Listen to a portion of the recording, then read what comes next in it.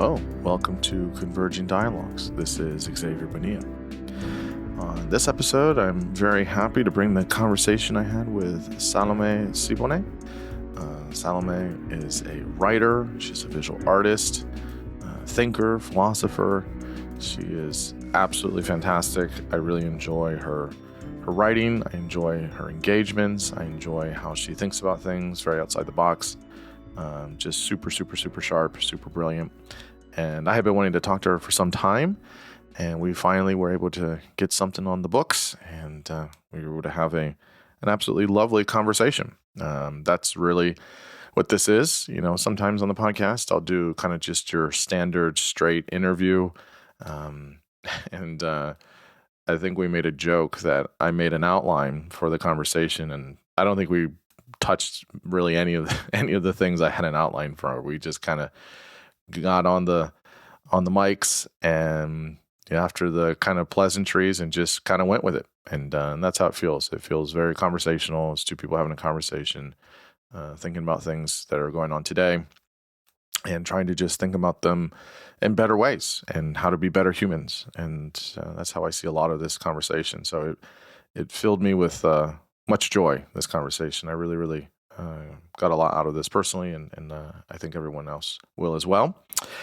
We start by talking about immigration stories. We talk a bit about her kind of personal story, her family, and herself. We talk about shifting political sides. We talk about some of her personal story about kind of where she's been on different aspects of the political aisle, and the reasons for some of the shifts. We talk about people being incentivized for being kind of the anti in many ways. People will make podcasts or Substacks or get a Patreon going to just kind of rail against whatever's going on in the world at that point, and make a lot of money off of it, and or get a lot of social capital, and we talk about that and why. We talk about why people believe in their belief systems and why they love their ideas maybe too hard, and is that always a good thing? We talk about being undefined. I really like this part of the conversation.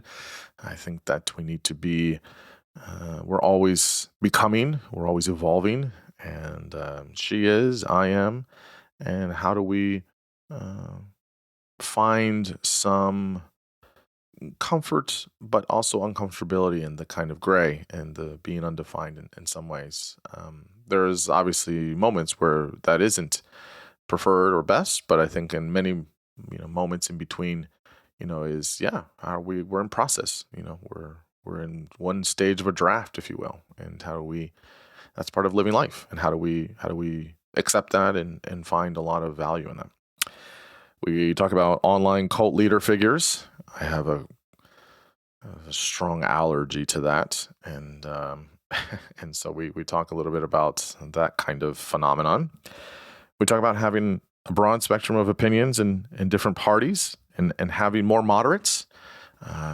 Not everyone needs to be a moderate. I've said that many times here in the podcast, but how do we not give the megaphone to the loudest people that are the smallest minority of sorts within, politically I'm speaking. So, how do we say, like, what are things that are really important for people, and how do we boost people up that are really working hard to try and meet the needs for many people, not focus on, 0.1% and, sensationalize it and make money off of it. We talk about new ideas that arise, but we still use the same old terms. This is something I've talked about with various people, and we talk about it here, and how do we keep progressing and moving in society, but we don't just use stuff we've used before.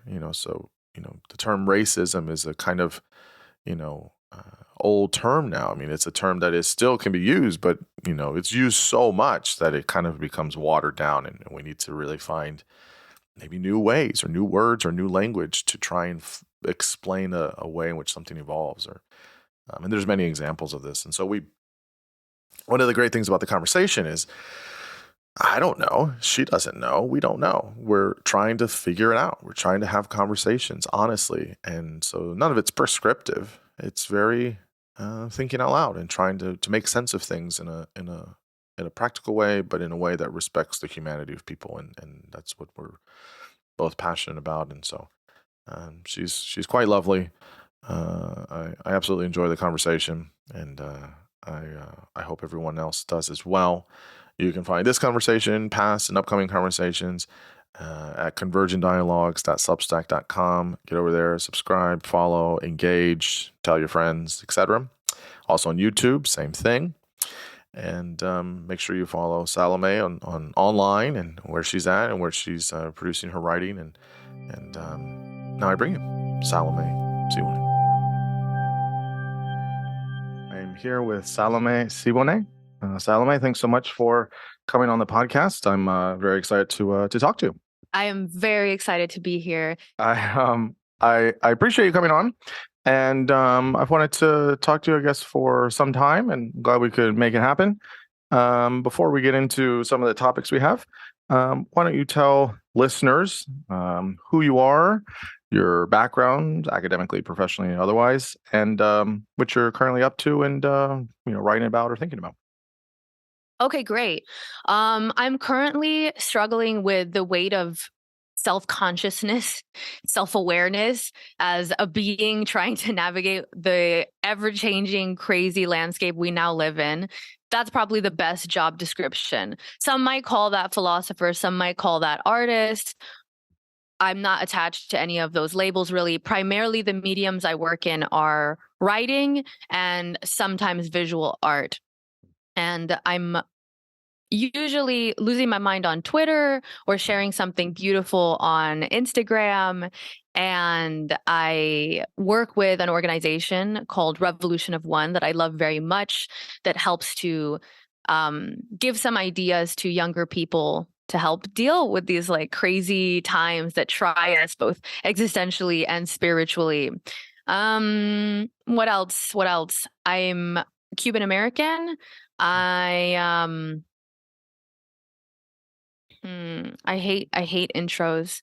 You'd think I'd come up with like a good script already to be like, here's fine. A, B, C, and D, but it's just like, fine. oh. Usually the biggest thing is the kind of springboard for, what sometimes for people it's academics, for other people it's professional, or for other people it might be more personal, but just so there's I guess a context. So some of the things you mentioned are, I think, definitely appropriate and fair. What you do now, how you're, kind of, I guess, identify yourself, whether it's a, artist or a writer, or, philosopher. Yeah, some background information is helpful too. Cuban American is great. Did your eggs hatch here, or were you on the island? No, I was born here. Okay. My mom she immigrated from Cuba when she was like, I don't know, I think she was like 16 or so. So yeah, Was it so I was was born this here. was this my understanding is that with Cuba there's different waves of migration, and each Hmm. wave of migration is always a little different. So like there's the first wave in like the early 60s. Those folks are much different than people that came here in 2011 or something. So, I've understood that there's difference even with the waves of migration. So which one was, I guess, your mom? Oh man, Was it that is like a early great on? question. She wasn't, okay, so there's one that it's very important that I do not sully her good name. She did not come over on the wave that was like criminals and crazy people. So there was one wave Okay. that the regime specifically was like, oh, y'all are into immigration? Bet. And they sent like all of their prisoners, all of their like insane people. So that was like, she did not come over on that wave. So just to give her due. Okay. She actually came over very individually. My uncle was the first person in the family to make it to the United States, and he did that by this incredible journey of managing to swim long enough to get from Cuba to the American side, which is like Guantanamo Bay, like that base. So Mm. you have to swim for quite a long time and avoid being seen because you'd just be shot in the water. And he was able to get to the other side there, and then they hold you for a while. So he was held for a month and was able to get amnesty. And then from there, he sent for the rest of my family to come over. So they didn't go, they kind of went on this more individual route than like one of the the larger Hmm. immigration waves. Hmm. I think that's Wow. probably more accurate. That's pretty wild. That's a wild story. Doesn't I when you hear that know. stuff, doesn't that feel like a movie? That's like that didn't really happen. Did that really happen? Right. Right? That I couldn't know. have And the happened. crazy thing is that they're so nonchalant about it. Hmm. I can't even really get them to talk about it because they're just like, it happened. Like, what do you want to keep talking about this for? I'm like, this is an amazing story. I just can't wrap my head around it. And it's one of the things that it's so good to have that kind of background, to draw from because it really tethers you to the real world. As much as I can get into my head, I mean, I can get so narrowly focused on, oh, my problems, I'm procrastinating on this thing, or like I shouldn't have eaten that thing. And then it's like, there's such a larger world of problems that I could have, and kind of reminding myself of how much, my family wanted to just be here. Hmm. Then I can't complain. Okay, the AC broke and I hate that. All right, well, at least I have an AC and I can pay to fix it, this Yeah, kind of thing. yeah. Absolutely, yeah. Every time I hear my dad's story, my dad immigrated here, I guess. I mean, asylum, refugee is probably a more applicable term nowadays, but that's not how he did it. He did it. He came here. Also swam Really? the Rio Grande. He came from El Salvador in 1980, 2 years, or I guess 3 years, 3 years into the terrible civil war they had over there. It was 14 years. And so he came in the beginning, it was awful, it was terrible. And Yeah. yeah, he came with a big group of people and came over here. But it's always interesting because when I talk to other members of the family that came on that trip and then maybe other ones, it's always a different story. It's not like in terms of like the facts of it, but in terms of like the perspective, Mm. which is so interesting to me because it's like, oh yeah, it's all the same, but like there's all like these different kind of like shades to it when you hear from different vantage points. So Oh man, I also it's love also very that. interesting. It's very very very interesting to see that. So yeah, there's definitely a lot of that for me too, is where it's like, oh, when I complain or kind of feel kind of like I'm just kind of like down on myself about like whatever or something. It's just like, yeah, well, could be a whole lot worse, and it was a lot worse Yeah. for like all of I my could be family members. swimming the Rio Grande. Yeah. Yeah, it's like not something I want to do. And so yeah, so it does give perspective. Also, I will say that for uh first generation folks like ourselves, Mhm. it's always a different typically, I mean, it's different for each person, but there's always some kind of like not pressure, but sometimes it's always like, I don't know, at least for me it was always like, I want to, both sides of my family, but make, my family proud and make sure that I Mm. do well, that like it was worth that they came over here, the next generation, right? Like, Yeah. make sure I do things well, and I'm a good human and all that stuff. And sometimes a little pressure too, but mostly not. It's mostly just like, a lot of like resilience and hard work, whatever you're doing, just kind of like beaten into you, which isn't unique to immigrants, but there's definitely, again, a unique kind of flavor in how that comes out. So I don't know if that's the same for Yeah. you, but interesting. Well, this is a really interesting thing because it's not quite the same for me. And No? Oh, interesting.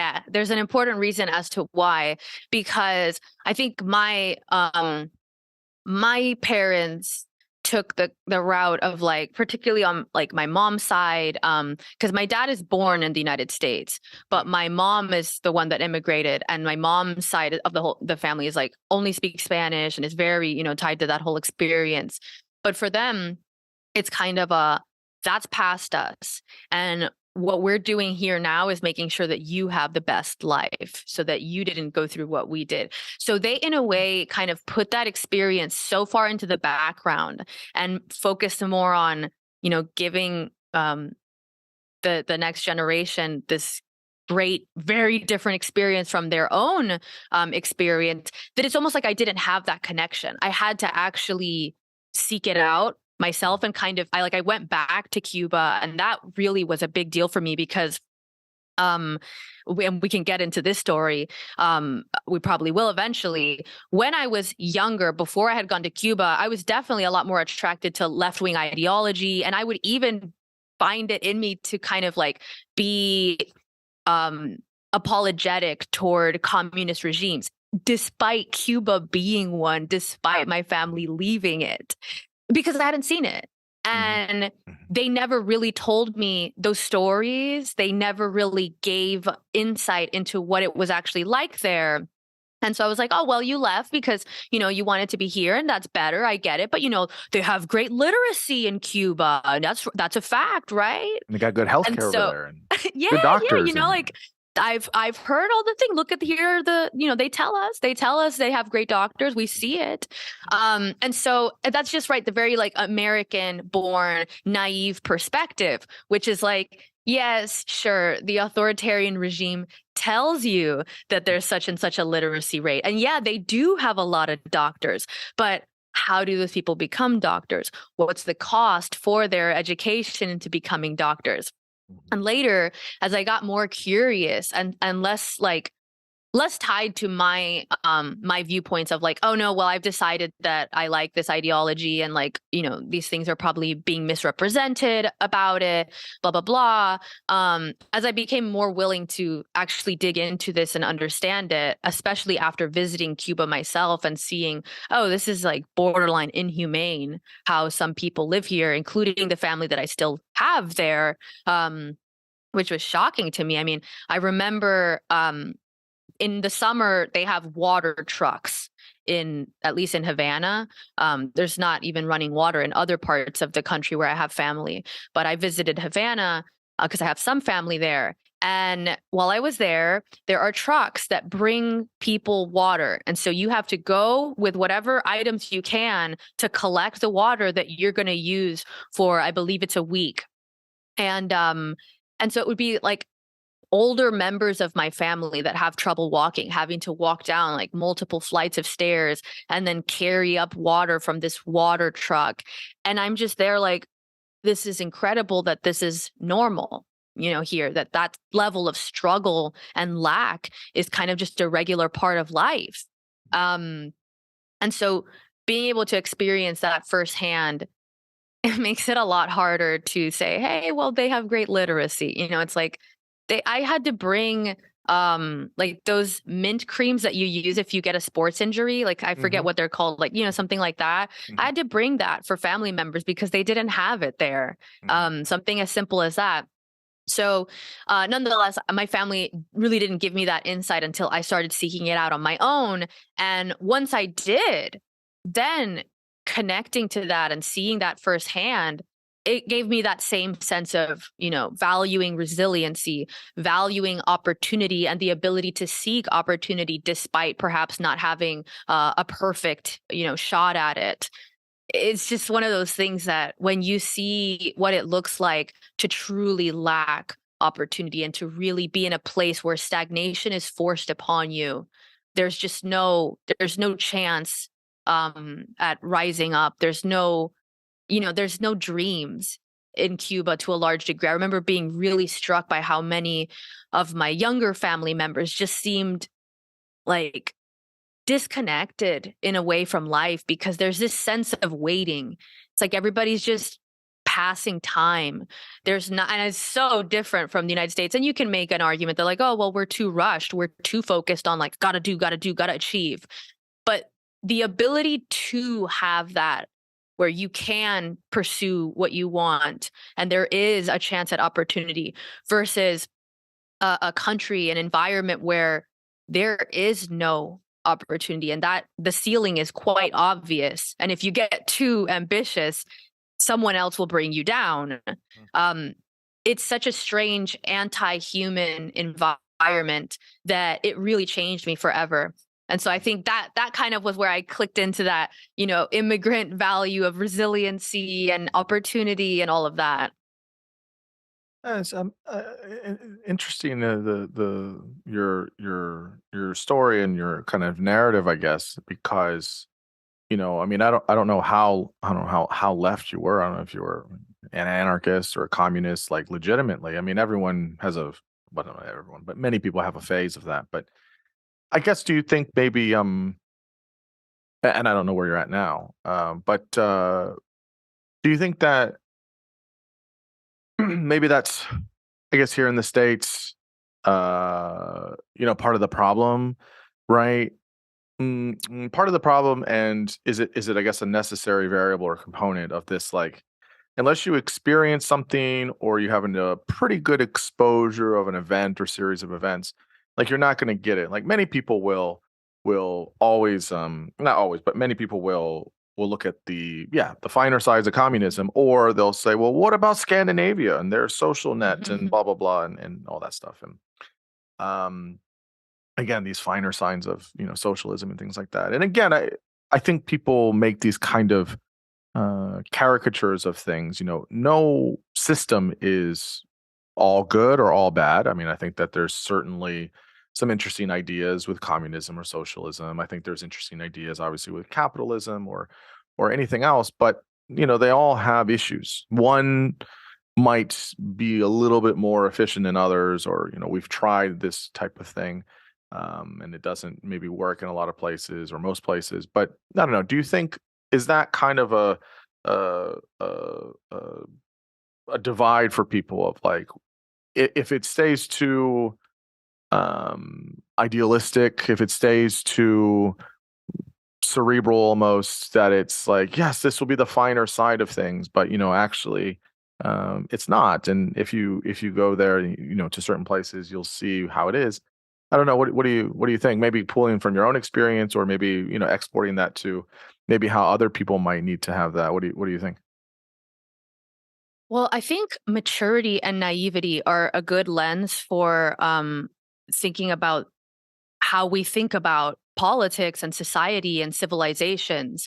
Because if I had to boil my change in perspective down to one binary, it would be going from being quite naive to being much more mature. And in a way, you can describe maturity as not only looking at the potential upside, but also at the potential downside of something. Okay, wait, but let me ask this though. I don't think you're saying this, but I want to be clear on it. Are you saying that like only immature, naive people are communists and socialists, or and then once you get older, then you're just like a cranky old like moderate like capitalist that like just wants free market principles, and like that's maturity and that's being an adult because you live in the real world? I mean, I don't think that's what you're saying, but maybe expound on that a little bit. I like to look at politics as more personality based in some ways. So, I mean, you can think of people that generally fall on the right as being highly risk averse. So, they're not going to be inspired by progressive politics because all they see is risk and likely very little reward. Whereas on the other side of that spectrum, people see very little risk and primarily focus on the reward. And so, in extreme, either of those are going to be somewhat poorly calibrated. If you calibrate too low of a risk tolerance, then you're not going to be changing your society or yourself or whatever you're doing. I mean, if it's even just creative work, if you're too low in risk, then you're not letting enough new things in to be able to discover and to improve. But the other side of that is if you are not risk averse enough, then you become too prone to making too many mistakes too quickly to the point that it's irreparably, you do irreparable damage. And so I think that for my personal view, I was definitely in the camp of naive worldview that made progressive politics seem perfect. Just why would anybody not want to use the state to solve every problem? I mean, it just makes total sense. What's it there for? Mhm. And Cuba was like an incredible awakening call for me because suddenly I saw, oh, that's why you might not want the state involved in every single thing. Mhm. Because now every single thing is potentially under the control of a large institution that you may no longer have control over. Mhm. And so it's that rising up a little bit of more risk aversion and a seeking of, okay, I see the benefit. So what's the cost? And that's actually, that's one of the elements that most significantly changed my worldview. And is most prevalent in the writing that I do, in most of the cultural commentary I do, is I look at the thing that I'm being presented with, and then I just try to see what's missing from this picture. What's the likely risk, or rather, what's the reward that's not being sufficiently identified in this thing that we're writing off as entirely risk. So obviously the experience, I guess, going home or going to your family's home of Cuba was very salient for you. I guess I guess what was that experience like for you in terms of how that made you reconsider a lot of your ideas or big ideas and things like that? And I guess where does that, I guess, put you now, right? As you kind of like as you move away from like home base, or you move away from the dock, you get out into these waters where it's like, okay, I don't have my like system that makes sense, and all of these progressive ideals and all these things, and like, oh, actually, if we take things on their merits or on their issue, it's complicated and all these things. What were, I guess, other things that kept pushing you out into further waters? And how do you, because one thing I see, I'm positive you see this too, is one thing I see is that people have, usually it might be a little bit more of like a contentious kind of thing, right? But a lot of the times what happens is people will be on, let's say, the left or maybe more progressive, and they have an event or series of events that kind of really is a like gut punch, right? Whether it's something with some animosity or something just kind of a reckoning. And they usually go, not always so fast, but many times they swing all the way to the other side, right? We all seen this story play out. It plays out all the time. And now they're on conservative media and they're doing all the right-wing talking points, and or they'll make a dime off of it, right? I used to be a progressive lefty and now I'm, I've been red pilled, and all these things. Um my sense is that that didn't quite happen for you. Um, I don't know. Maybe you are really red pilled. I don't know, but I guess it was just fine. But I guess my question is like, how far, I guess, have you gone away from what you used to have as a kind of system, and what prevents you, I guess, from extremism on the other side of things? Because there's certainly an extreme on the other end. Yeah. Yeah, that's definitely something that is common to see, the kind of flip to the other side. So it's just, I'm just as intolerant, I'm just as dogmatic, I'm just as stubborn and rigid, but now I've just swapped out these views for another set of views, which I find that to be lacking in growth. And I think that's kind of what we like. People love stories of transition and transcendence and growth and evolution, because that's what our entire lives are. The real purpose of a human life is to continue to grow in some capacity.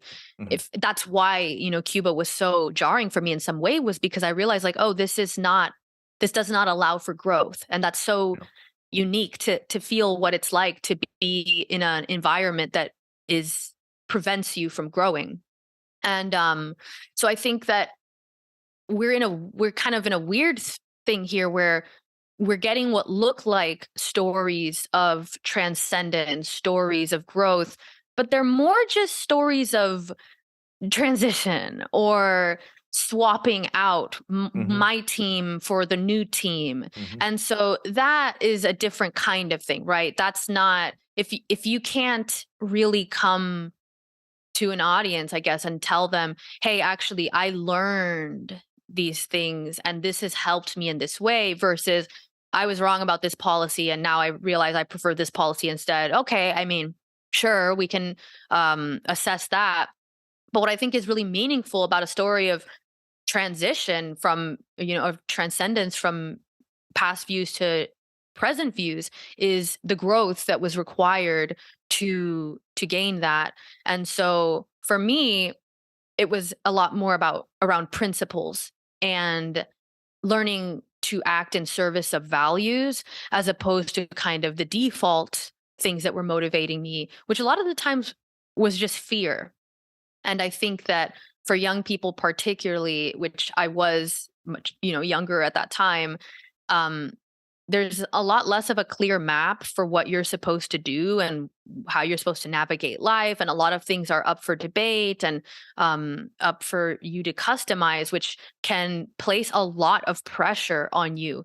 If suddenly so many things are up for choice and up for debate, that's a lot of weight on a person at a time when they often don't even know what they truly want out of life yet.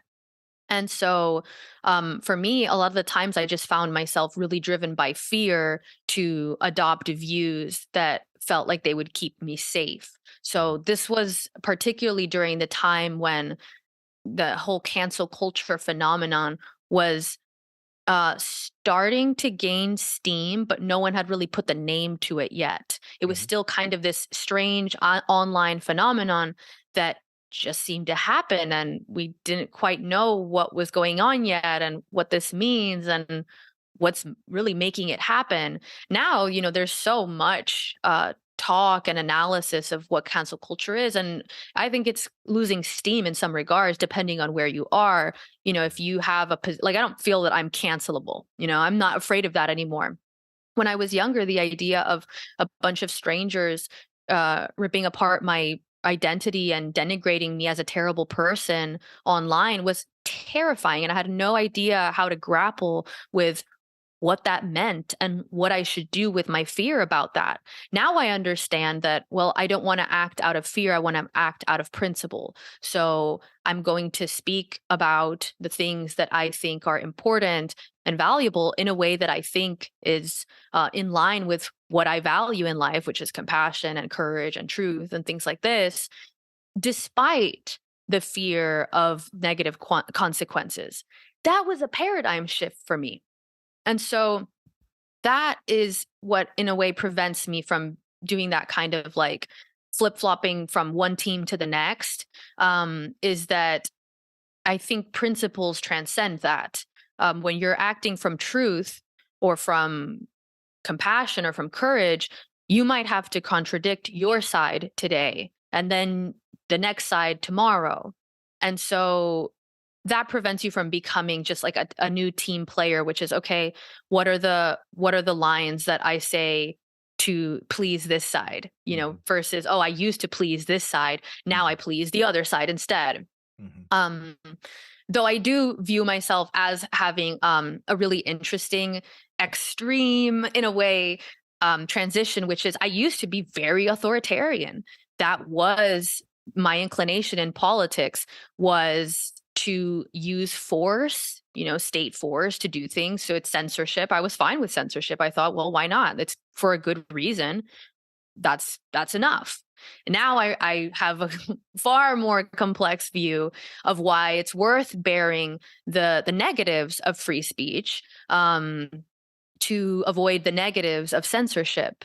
And so in some ways, my most extreme change has just been from going from authoritarian politics to highly freedom inclined, to the point of we can kind of do away with most of these systems and just have interpersonal relationships with people, as opposed to trying to use like these higher up governmental systems to force other people's behavior.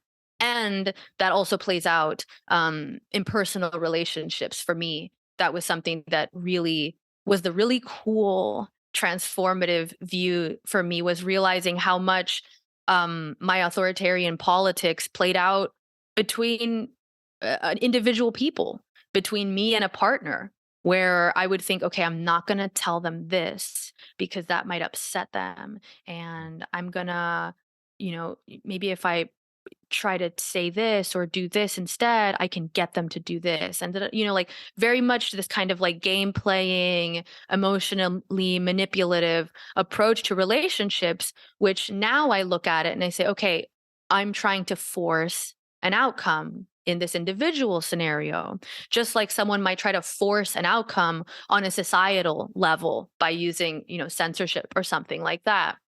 And so that is probably the largest shift that I've had, is going from viewing force and coercion as tools that are on the table to viewing those as things that almost inevitably poison whatever efforts you're trying to obtain, benevolent though they might be.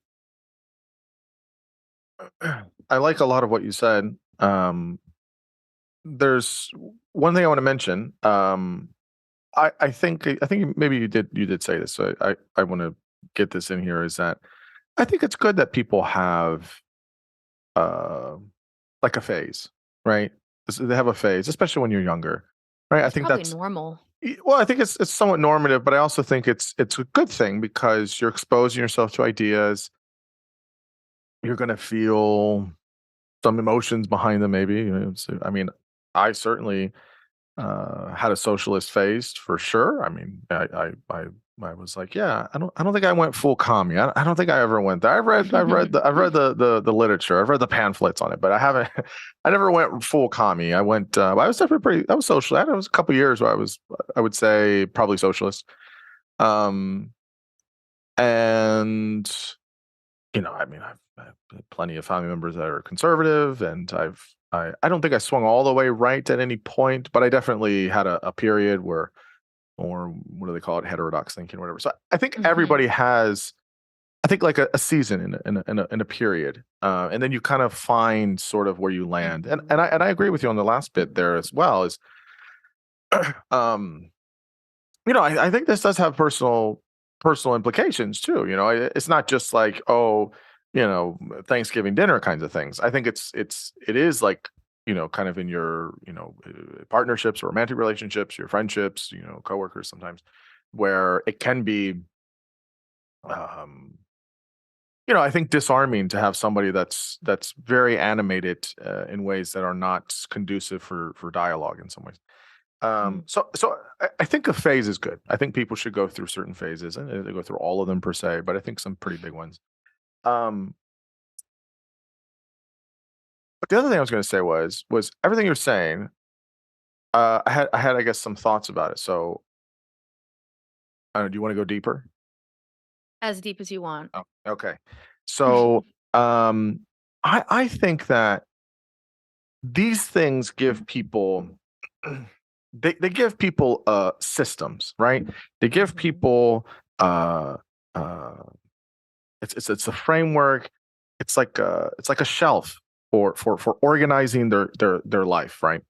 So if people are, I find that a lot of people in general are very much looking for ways to have their life scripted. A lot of people find that through religion. I think as we navigate through the world and navigate through society, we realize that a lot of religious dogma is fucking garbage. And I think we're all intelligent to know that it's pretty bullshit, right? I think we hold on to it for nostalgia or for family or for whatever.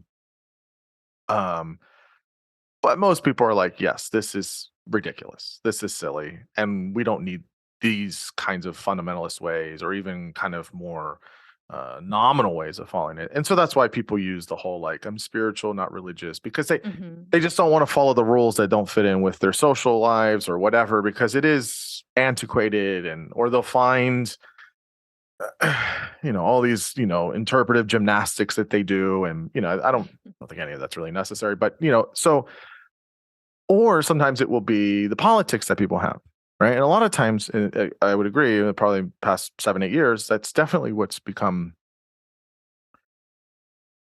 Politics is everything, unfortunately, and sometimes it's other things, certain causes and stuff. But I think it's because people don't want to find their own framing of things. They want to have, and I think it's the fear of knowing more about yourself, knowing what you don't know, insecurities. And I find that philosophically and psychologically, like, this is when I see people do these things and they make these moves towards, you know, certain kinds of outlines or structures, whether it's like, I'm very progressive and I'm very woke and I'm very, about social justice, and on its merits, those things aren't bad. I think that there are some things that are great about that, right? Equality, having good rights for people, etc. And I think it just gets turned up to 11.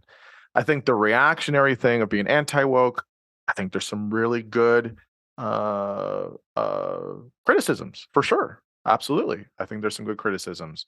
And we need that. But then it just gets all the way to another level, et cetera, et cetera. But I can't understand why people can't make their own kind of framing for things. It needs to be in one of these categories. It has to be. And my theory is that it's because people are very afraid. I mean, this is like what Nietzsche said about, like, when with the death of God and that we killed him. It's, it's a we have the shadow of God always around us, the shadow of religion that's there. And honestly, I mean, he was worried about that because of, what happens with a society that doesn't have a system, right?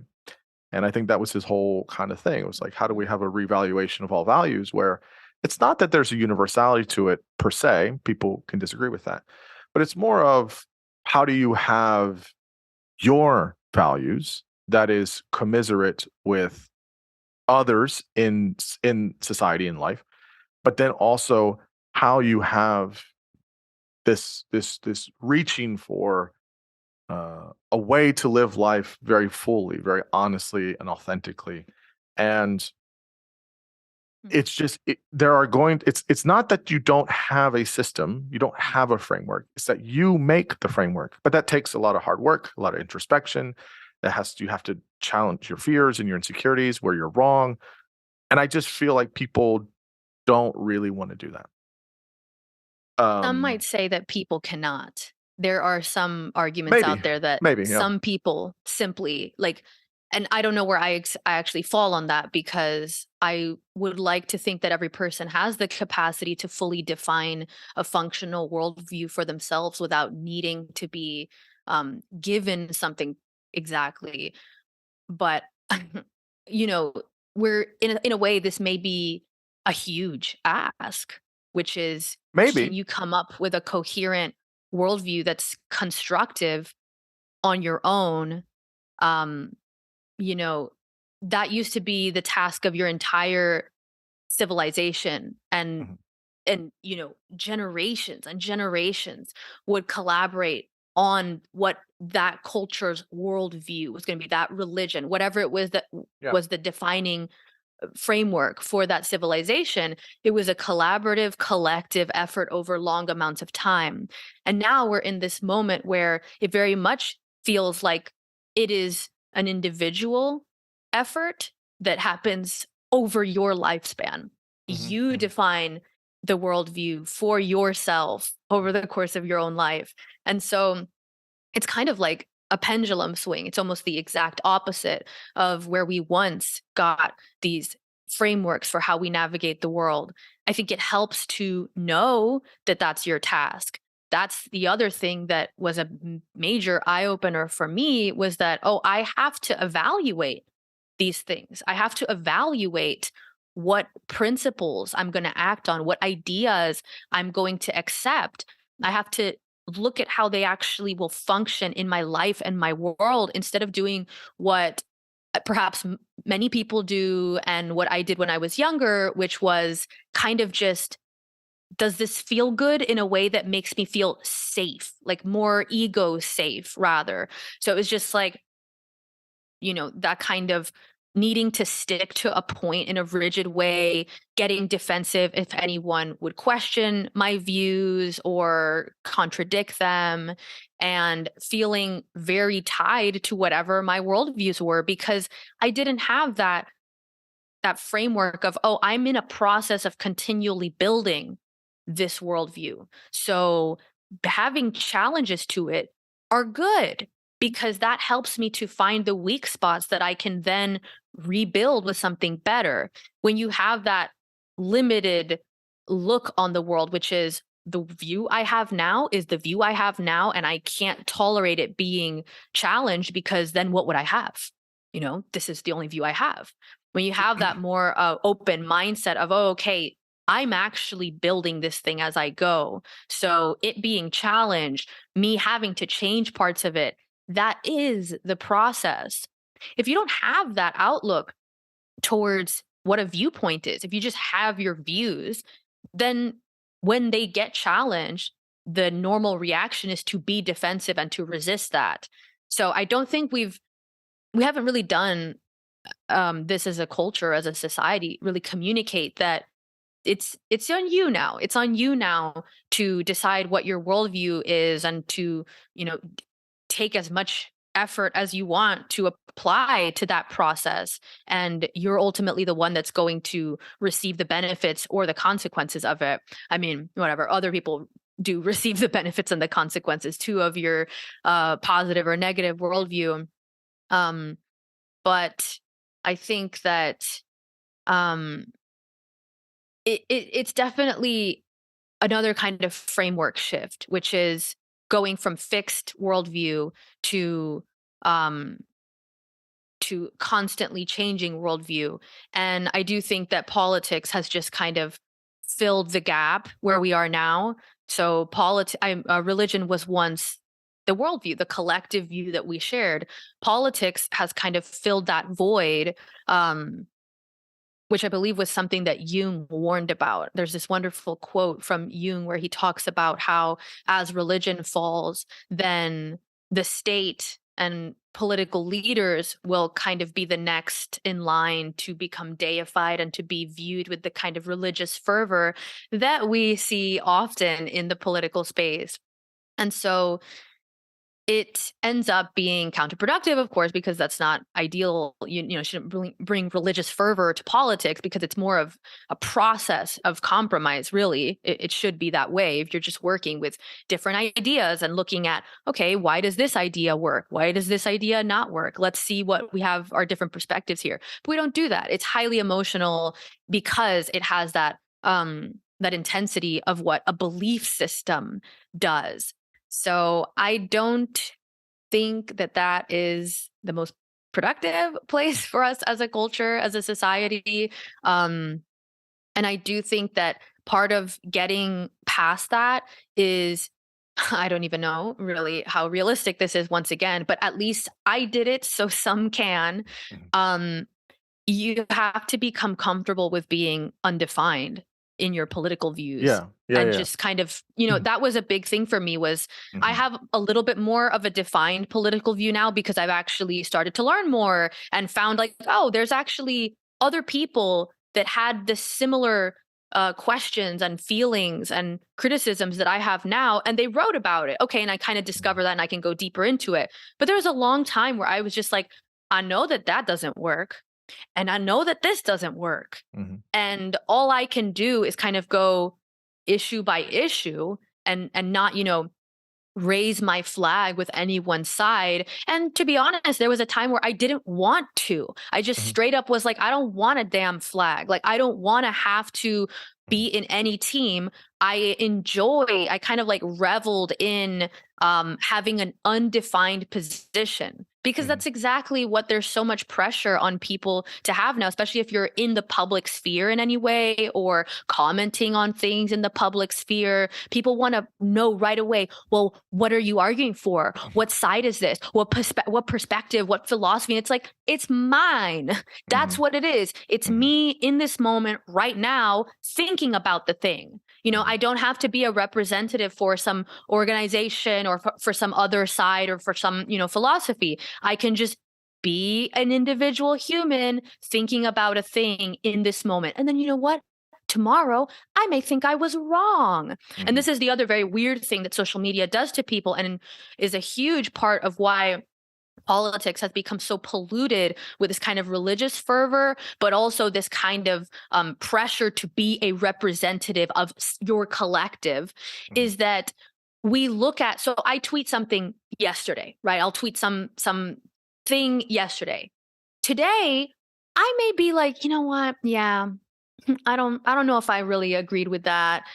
I may change. And I tweet things all the time that I'm like, I can see how in 5 years I may not be totally on board with this. But in the moment, I do agree with it, and I do enjoy tweeting it, and I do feel aligned with it. And I mean, isn't that the actual human experience of growth? It's to act on what you believe in the moment, with a reflection, with, awareness, and to act upon that. And then to know, well, I do feel this now, but there is a chance that I will change how I feel in the future. And just keeping that in mind, because I think that lends kind of humility to the way that you engage with things going on in the world, that allows you to temper the way you respond and react to things, because there's a chance that I may not hold this view forever. So let me be a little more charitable with how I interact with what I currently oppose. I totally agree with what you're saying. And as I'm listening to you, I'm trying to think, what is it about people that A, can't admit this, and B, even if they did, don't want to do that. And I keep coming back to this thing of people typically, I think in generally, as a kind of a starting line, don't want to feel unsure. They don't want to feel unsure of things. And I think a lot of times people put a lot of their feelings into their values, which is maybe fair momentarily. But I don't think, to the extent where we become emotionally um, um, uh, stubborn about how, where everyone knows, like, that this isn't right. And you're still choosing to believe it because you just don't want to let it fucking go. You don't want to be wrong. And like that's saying so much more than what it is. And if somebody, when people are, I don't know, I have a big question mark, or I have a raised eyebrow or an observation when somebody is so rigidly believing something, right? Especially if they're older than me. If you're 20 years old, fine, I'll give you a pass. That's okay, right? But if you're in your 40s, because I'm in my late 30s, if you're in your 40s or older and you're still acting that way, right? In some ways, this kind of maybe goes back to the maturity thing. Like, you can have strong opinions and value systems, but I don't know, because the thing for me is, whether you want that or not, that's how life is, right? There are some constants, maybe there's some universals, but even when you go down to like quantum mechanics, right? Nothing's the same. Everything's always moving. It's always in motion. I mean, how could ideas be so static? I mean, some things, yes, but I think there's so many things we don't know, or it could change, or we could improve. And also, so there's that component, but then there's the second piece of it, which is this idea of telling people what to think and telling them what to believe and telling them. I really, I understand people want the shortcut so they don't have to do that. So I can get one aspect of that, right? But I don't understand how people on another framework are okay with that. So, for example, you can obviously, the very easy kind of low-hanging fruit on this is religious people, right? And they're backed by the deity of whichever god you want to put there, and whichever, eternal burning or hell or whatever, torture, whatever the incentives are to believe in this or not, or whatever. I mean, I get all that. But sometimes if people aren't doing something religious, I mean, one of the things I find so deeply troubling to me is so many people ask, tell me what to do, tell me what to believe, tell me I can't understand that. I have a kind of unwritten rule that, I don't name names on my podcast. I don't like being directly kind of Not shitty or whatever. drama. I don't like doing that, only because I just think it kind of just feels like, gossipy and bad taste. But I mean, there are plenty of very famous people that have podcasts, that write books, that have videos, and so on and so forth, that are in this like guru self-help woo-woo. And I don't understand why that's so attractive and appealing to people, to say this person, sure, maybe they have a PhD, or maybe they have an MD, or maybe they have a whatever, fine. But they're going to listen to someone that confirms whatever their Bayesian priors are, whatever makes them feel great, and then they just go all the way with it. And Mhm. I don't understand why you would believe someone that's telling you what to think and believe. I don't understand. Like, this person could have a lot of really cool ideas or a lot of, and that's great. You can interact with it, but every single person is fallible. Every single person makes mistakes. And if they can't do that, if they can't say, I was wrong, I got this wrong on a Mhm. regular basis, and they don't have enough epistemic humility, that is not somebody I want to listen to on a regular basis. That is somebody that is, kind of like warning, go, run the other way. And I see this over and over and over. There are plenty of people that spent hours and hours and hours and hours and hours during 2020 and during 21 and 2022 going on and on and on about asking questions out loud about COVID and the vaccines and all these things. And it's obvious these are bad faith people, even if they, and again, even if they believe what they're saying, which I don't entirely think they do. How could you be so fucking confident with a novel virus as it's happening? And why would anybody continuously listen to like 87 hours of that over and over and over? Okay. Or you can take it on the other side when people go on and on and on and on and on and on about one way about how to view race or white Mhm. supremacy or certain things. And it's just, or gender or whatever the hot cultural moment thing is. I just don't understand why people choose to listen to the same bullshit over and over with no critiques, no thought for anything else. I don't understand it sometimes. And it's just very frustrating because at the end of the day, if somebody were to ask me, and sometimes people will do this, professionally or personally, what do you think I should do? No, that's the wrong fucking question. Don't Yeah. ask me what you should do. Let's talk about what you're thinking about doing and why, and what are some of these other ideas. If I can tell you, look, I'll tell you what I would do. And then as soon as I tell you, you're gonna be like, well, that's not how I would do it. No shit, because you're a different person. There's no manual, there's no heuristic, there's no steps 1, 2, and 3. And I think Mm. when people are like, well, people need that because they just need something that's digestible and something that's easy to take. I don't, I think there's a way in which you can communicate things in a way that's understandable for sure. But giving somebody something spoon fed as if it's some fucking oracle from on high doesn't make a whole lot of sense. And I think what that's doing is, aside from the person that's doing that, their narcissism, I think what that's doing is that's taking the thinking from the person that they're speaking to. It's taking the responsibility away. It's taking their ability to find that and flourish. And anyways, so all that to say, all my rambling here. What do you think about this? I think a lot. Go So, ahead, tell me. yes, the cult leader figure takes the opportunity for the follower to independently analyze something and form their own view of it. But at the same time, the follower gives them Yeah, that yeah, yeah, power, yeah, right? yeah. So, what we've found is a symbiotic relationship, essentially.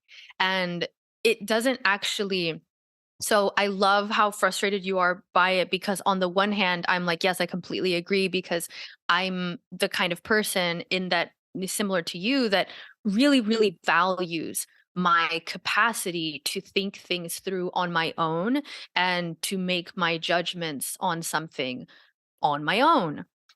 But at the same time, part of me is like, well, I can't be surprised at this at all, because this is actually the more common and ancient human dynamic, is vast swaths of people who look to singular individuals that claim to have a monopoly on reality, and they simply accept that and go about their lives. And so you made the example of religion, which would be the most common example prior to what might be the example now, which is kind of political commentary pundits, people like that, as you call them, gurus.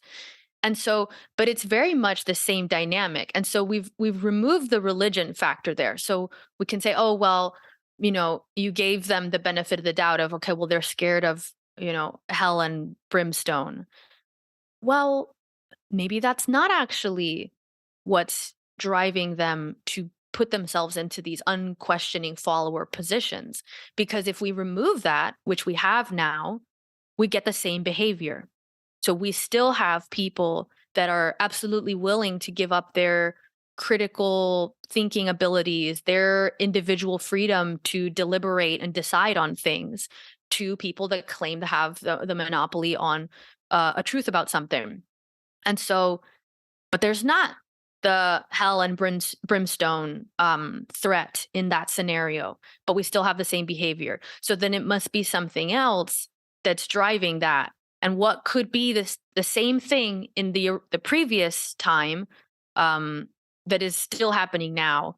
And it is some kind of fear. In the most general sense, it's fear, right? So fear that I don't follow the prophet's commandments. Okay, yes, you'll have a bad outcome. Fear of that. Fear that I will be on the wrong side of some issue and not have the future that I want. Fear that some bad thing is going to happen. That if we don't do this, as this pundit says, that our own version of hell and brimstone is going to occur, which is like, okay, is it going to be, civilizational collapse or some new, catastrophe in the future. So it seems like it's the same thing. It's fear and this desire to be rid of uncertainty and to be told, here, with certainty, I've figured it out. So But really the question, yeah, go on. so I was going to say, yes, I think a way you could organize this is there are external and internal forces that are motivated by fear, right? So everything you're saying, yes, the external forces are, the fire and brimstone, the world's going to end, or this is going to be, the most important election we've ever had ever in our, all that shit, right? Okay, fine. But I also think there's an internal force of people love their ideas, and when they love their ideas and they get attached to them, they don't want to give them up because that means they were wrong or they got it wrong. And we have really disincentivized that, right? That being wrong is seen as weak or dumb or whatever it is.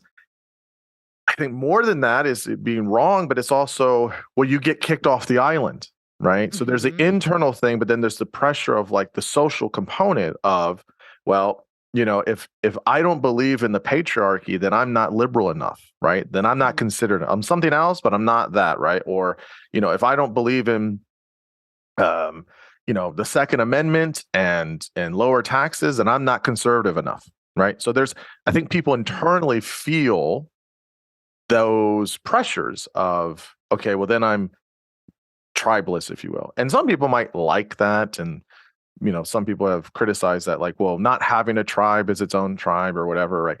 Like, that's whatever, that's fine. But I guess the point is that I think there's the fear from the external threats and the fear from the internal threats as well that people have on this notion of not wanting to do it. Because like once you love an idea, people don't want to get rid of it.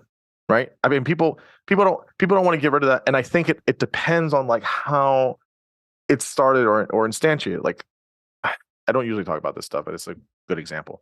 I mean, everybody loved the idea. Well, not, I shouldn't say.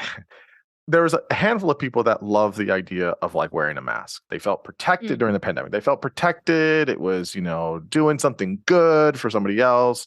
It's just catching droplets. So, whatever, if you had a cough or whatever.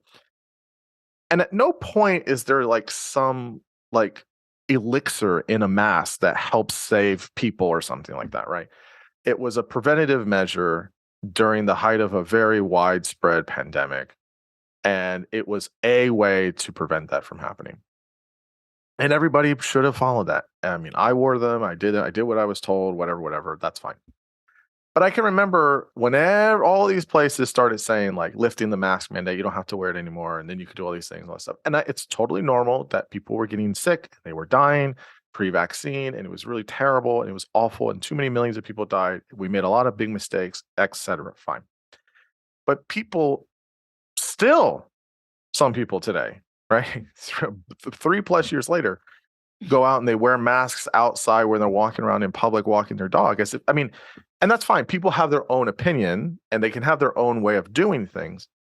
But I just find that sometimes people don't want to let that go. They don't want to let it go because they made them feel safe. They felt secure. They felt protected.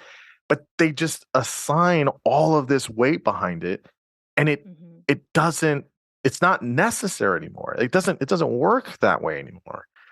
And there's plenty of examples of this on the other side of things as well. You could probably make this the reverse argument.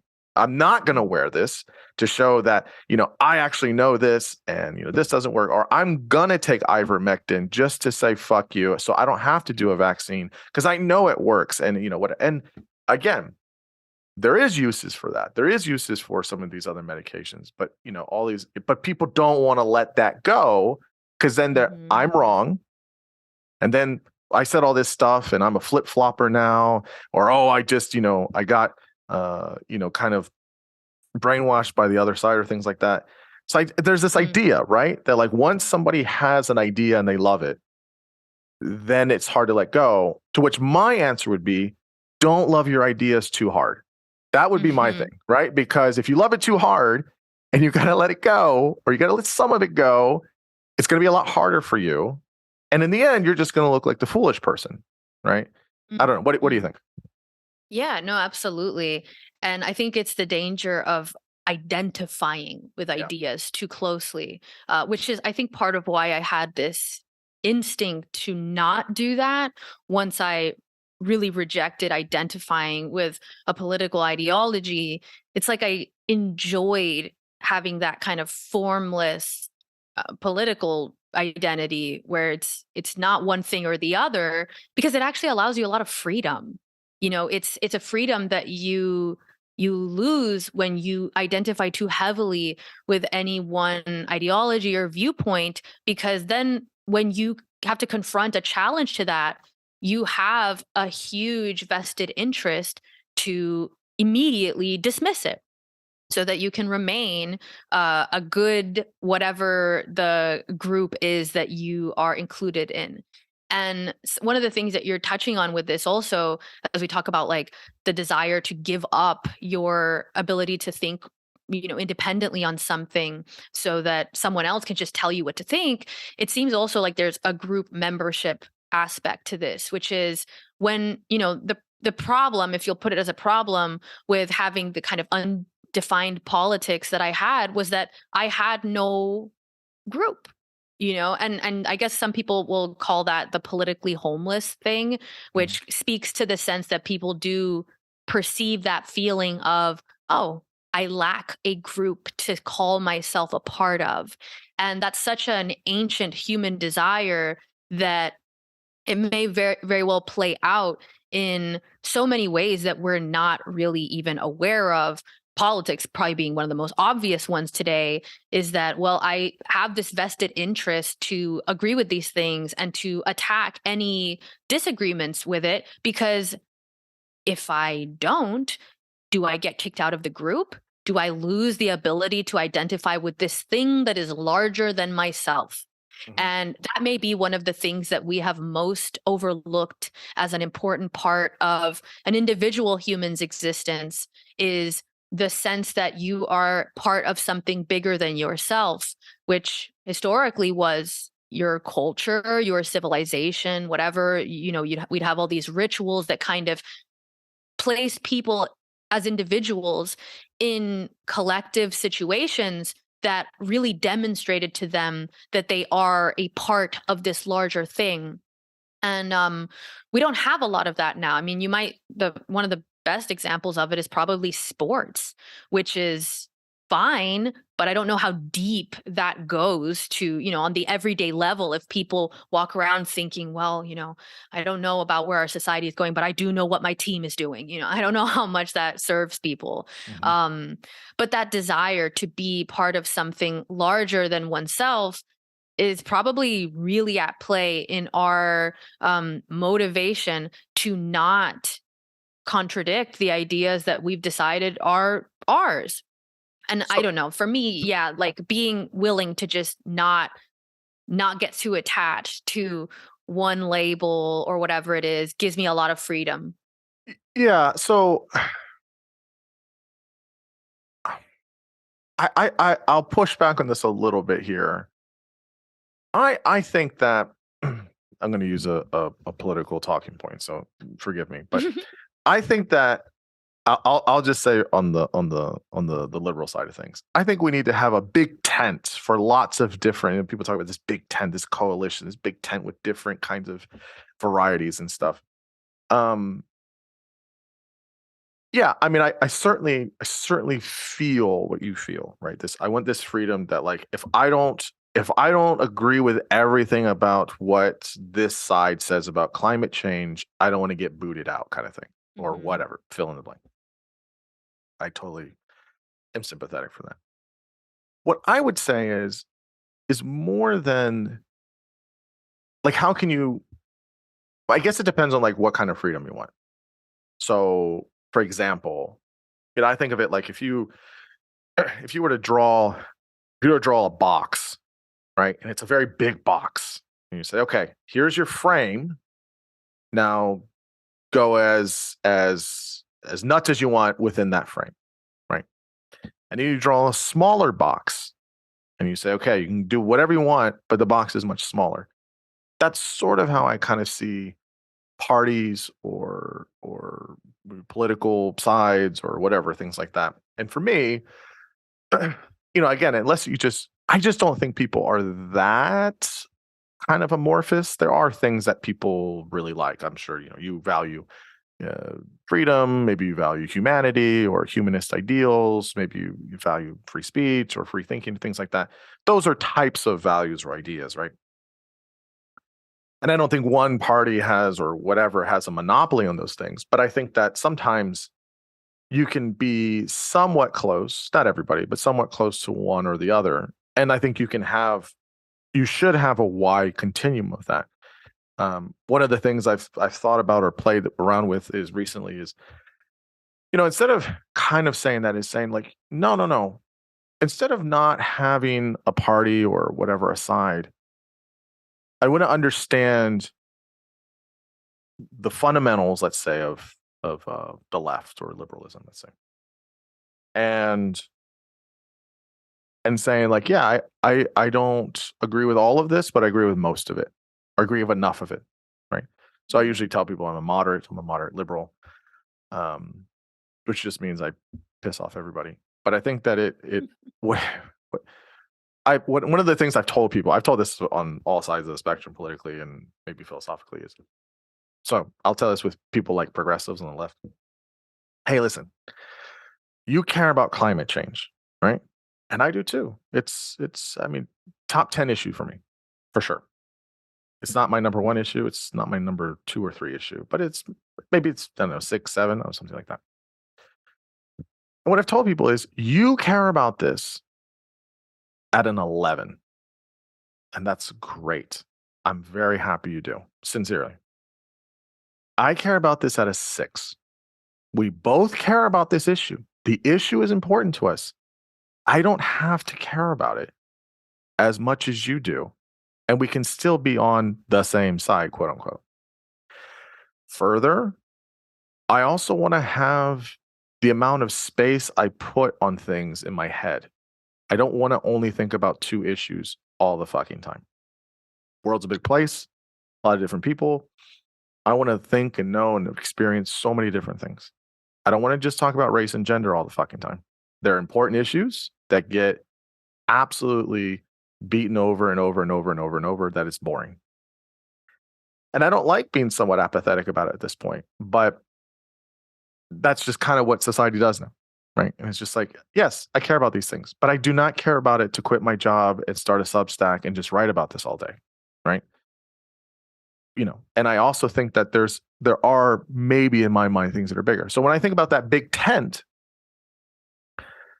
it's like, yeah, I mean, I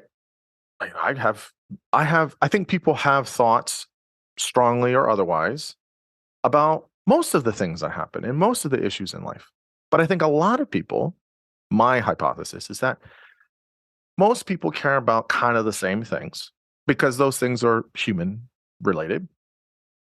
And most people, I posit, are pretty moderate.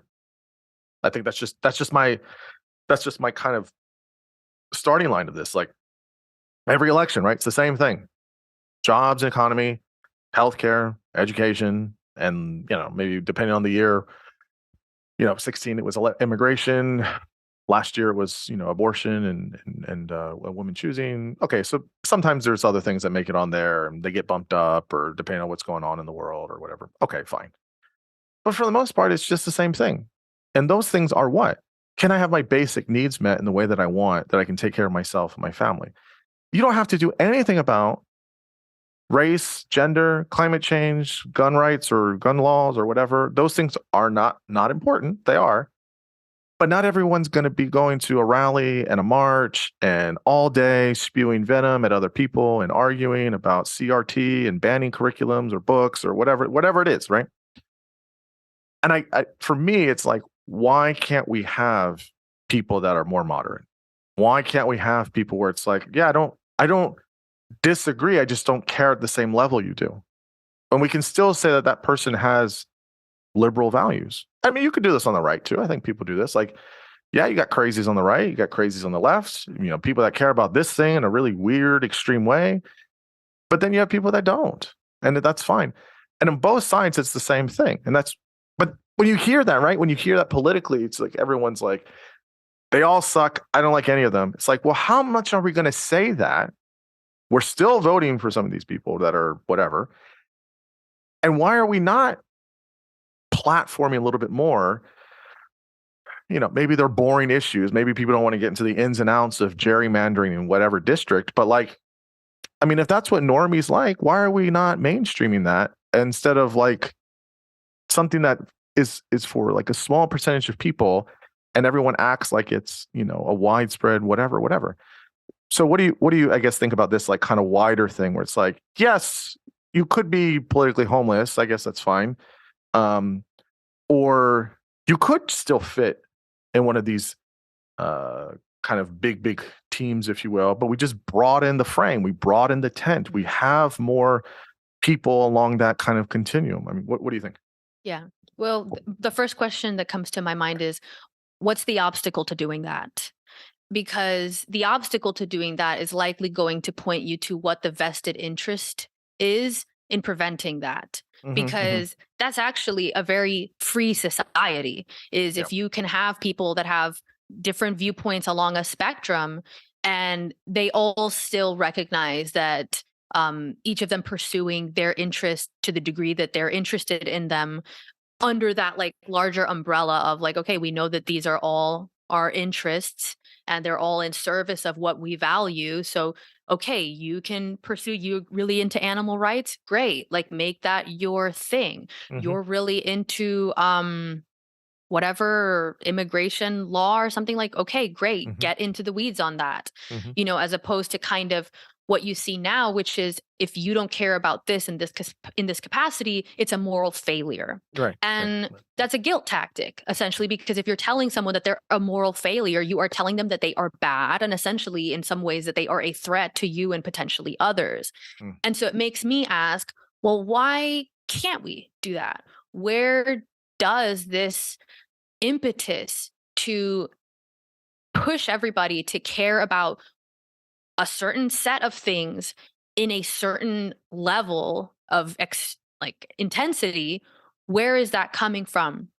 And to me, that's kind of a manipulative tactic that makes me suspicious of who benefits from that kind of lack of tolerance of people having their interest and not being as extreme about the same exact things as you are. Because I know that I'm not like that. I actually don't really care if people are super into the things that I'm not into, but I'm into them. So I'd like to talk about them and spend my time doing that. But then there is this kind of mode of thinking that views people not taking up certain issues with the same intensity as they are as a threat, because it's, well, this is the most important thing. I've decided that this is the most important thing. So if you are not recognizing that, you're an obstacle to me making this the most important thing for everybody. And that's where I view this with a suspicious lens. And I think it is a negative thing. I think we should recognize that it's kind of like, if you bring it to a lower level, right? There are people that want to start businesses to make like the bags that you send store products home. Like you go shopping and you buy something and they put it in a bag. There's someone whose whole shit is designing that bag to be as awesome as possible. Like that's a thing, that those bags don't come out of nowhere, but we don't even think about them. I couldn't give a shit what my products come home in, but there's someone that's really into the design of bags. Yeah. And so is that a threat to me that this person's really hyper focused on something that I really don't care about? No, it's actually quite natural that people are able to fulfill what they're interested in that capacity, because wow, that actually just helps me. So the person that's really into animal rights or really into police reform or whatever, great, good. I can't do all of those things because I'm doing my things. So we need people that are interested in the things that they're interested in. The problem with that comes is where it's kind of like this zero-sum game where it's not a process of collaboration or cooperation. It's not a process of discussion of, well, I have these ideas for how this could be improved, and you have these ideas for how this could be improved. So let's see what has the more information, what does the less harm, comparing principles. It's not, it's all a moral battle. And, all these things end up succumbing to the same problems, which is like the same things that you see in moral battles throughout history, where it's not about cooperation or collaboration or like a process of iteration where you're just kind of, okay, let's just keep working on this and like small improvements. No, it's a battle. It's a war. It needs to be won today. There are lives on the line, like you're doing harm, like all this rhetoric that is extremely intense and is designed to evoke this kind of cataclysmic environment around every single issue that it's used for. Yeah, I mean, I don't want to get started on it on my end because I'll get super worked up, but I absolutely detest this whole, it's a war, it's a battle, this Yeah. fight. I hate that language so much. I get so like triggered by it. It pisses me off to no end. Because it's not that. And I think if we're hyper moralizing everything or hyper emoting everything, I just don't think that that's helpful. You can still have your morals and your feelings about it. But injecting that with like, times, 12, it's just not helpful and not accurate. And it's cheap. It's playing on people's emotions, their fears, It's blah, blah, blah. manipulative. It is manipulative, whether they realize it or not. And a lot of people I think do recognize this. So I totally agree. And that's the social media aspect of this too, like briefly, is that now more than ever, you talk about this small group of like the subset of a population that really is into making everything seem like, no, this is do or die, like this is the biggest thing. And somehow that small subset is the one that gets pandered to by the people who otherwise perhaps would be, better off pandering to the majority of people that are more reasonable. So why are we dialing up the rhetoric and being so extreme just to converse with people who are not representative of the majority of people who actually are, put off by that kind of intensity and like hyperfixation on issues when they're like, well, I just want to make sure I can pay my bills. Like, why are you freaking out about like spaying cats or something? But that's what social media rewards. Right. And again, it's just like what you said. It's not that you can't care about that or that can't be your thing or that we shouldn't give it.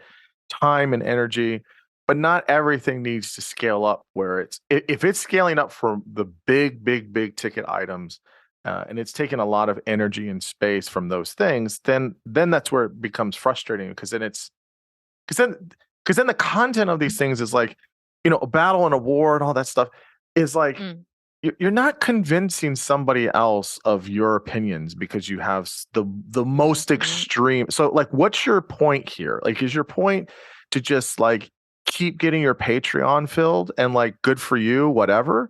But like, or is it actually to have a constructive discussion? And I just find that like people feel like they're doing, the work on things, and a lot of the times it's not that. It's not that, and that becomes very normally I wouldn't give a shit about that, right? But the fact that like the most extreme groups are the smallest numbers, but they're given the biggest megaphone is really frustrating. It's very, very frustrating because really, really important issues that are kind of like your meat and potato issues that most people care about get sidelined. And that's very problematic in a lot of ways.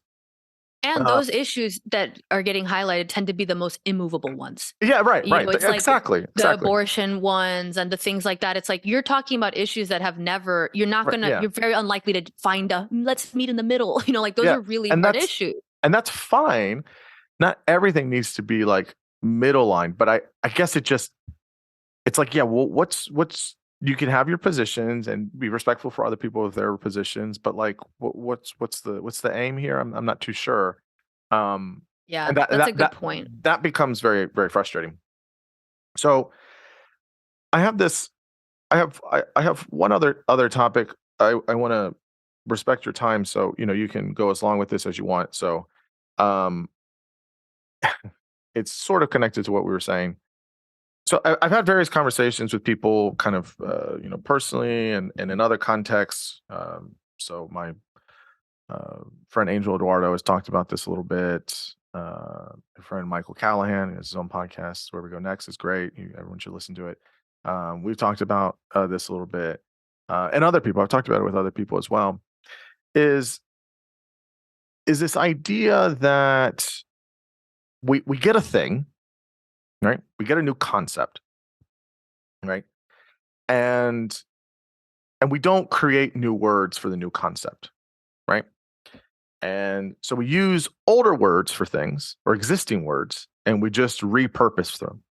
So basically, people are working on one idea that they have for a long time about something. And then it kind of, that idea, that concept moves somewhere.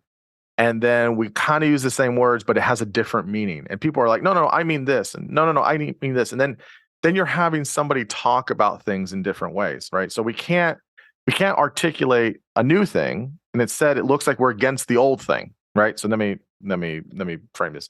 I think one thing about this, there was a kind of, I don't want to say viral moment, but there was a moment there where I can't tell you how many times I've seen this stupid fucking picture about the two kids on the boxes and they're talking about equality and equity. I've seen this so many fucking times, right?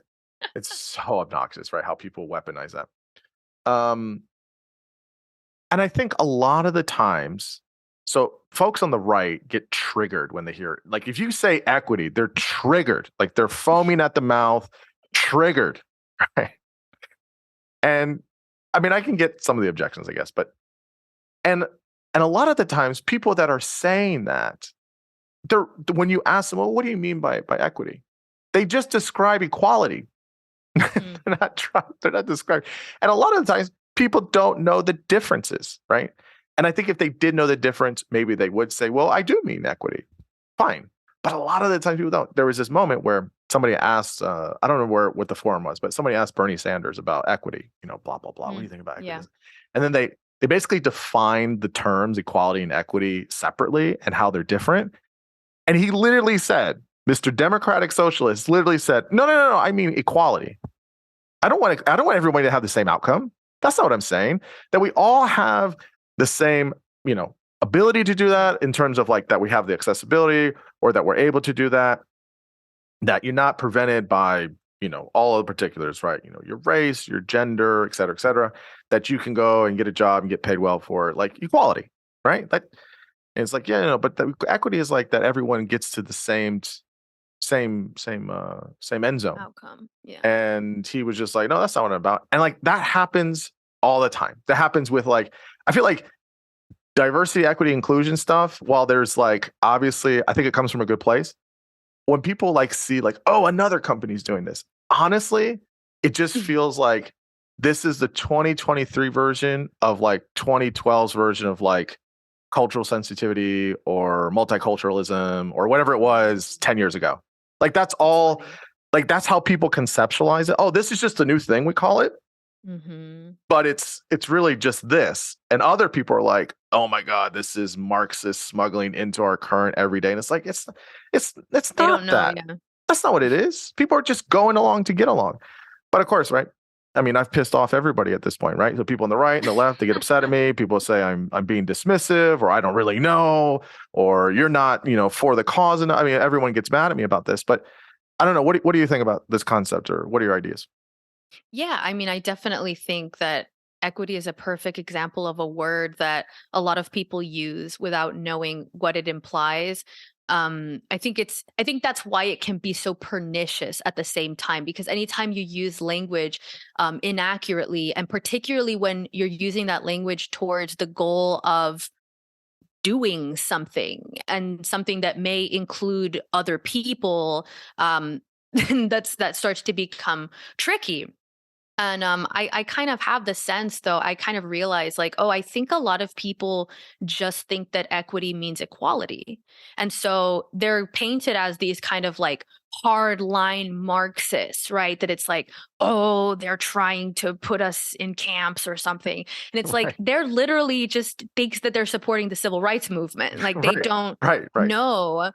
And so, that's really kind of the beauty of having a slight pause before you immediately react to things, because you might be able to clarify something for someone without immediately jumping down their throat to punish them for what you think that they're up to, when really that's not actually what they're up to. And clarity is something that is conspicuously absent from a lot of the discourse now. People are more so reacting to the phantoms of what they think are there. So you see like, oh, this company has put out a diversity, equity, or inclusion statement. It's like, okay, is it the end of civilization, or is it a company that doesn't actually know, and there's like a well-meaning person that's like, oh, well, I think that this is how we do equality now. It's like, they don't know.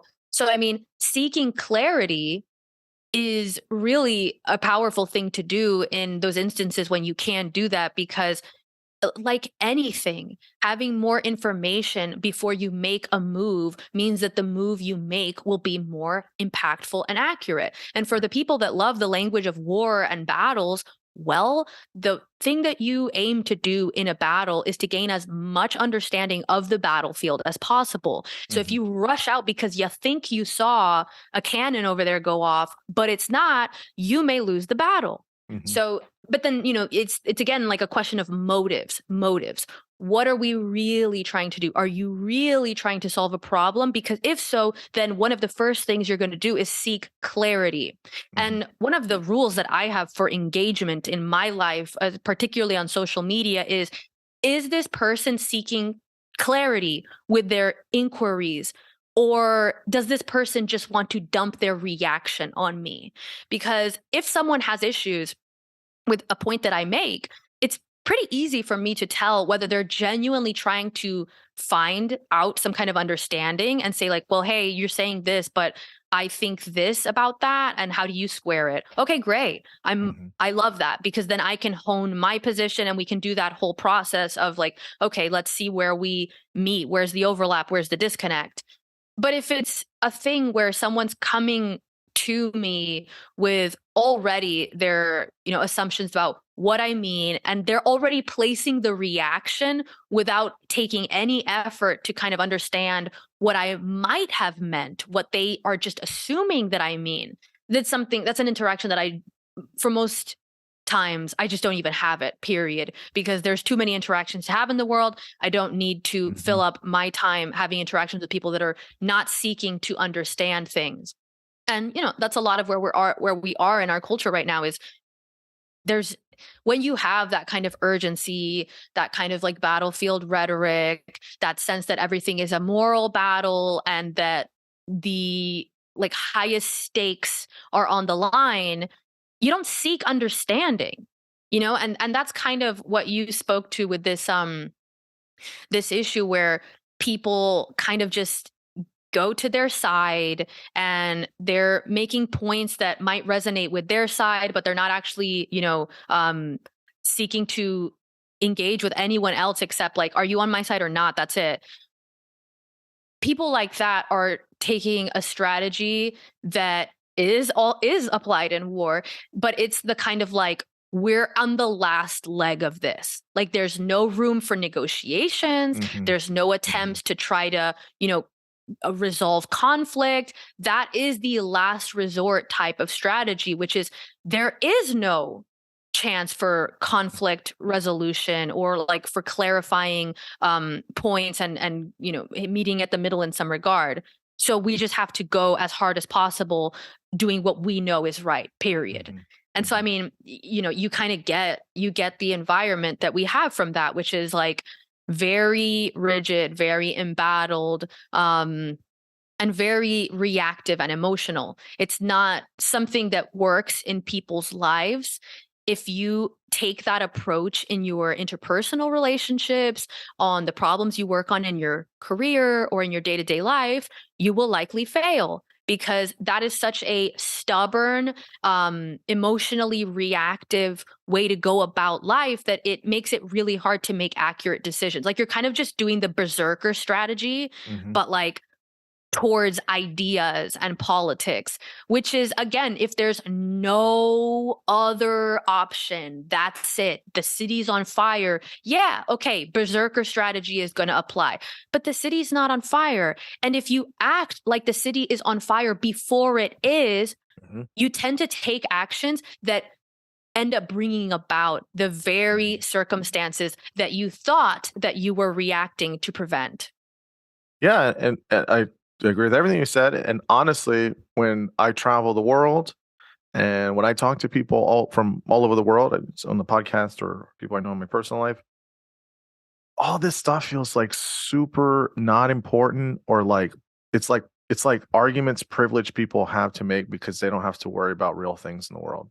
And I know that I'm not saying that those issues like issues of racism or gender inequality or things like that they are important, but the way we're talking about it and how we're doing that is not kind of what you're saying. Not someone trying to find clarity and results. They're just trying to win an argument, and that's bullshit, right? I don't think that's the way to go about it, especially when around the world there's so many other things that are deeply problematic, and all we need to have good resources for a lot of things, and have a wider lens, I think, on stuff.